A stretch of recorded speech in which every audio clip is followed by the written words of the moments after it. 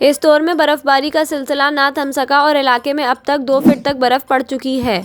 इस दौर में शदीद बर्फबारी के बायस इसका बालाई इलाकों से राब्ता मुनक़ते हो गया। चलास, देआंबर, बाबूसर टॉप, बट्टूगढ़ टॉप और नंगा पर्वत में वक्फे से बर्फबारी का सिलसिला जारी है, जबकि कोहिस्तान में शाराए कराकरम लैंडस्लाइडिंग के बायस बंद कर दी गई। मुल्क की हसीन तरीन वादी मालम जब्बा में हर तरफ सफ़ेदी फैल गई है और बर्फबारी का सिलसिला चौथे रोज़ भी जारी है।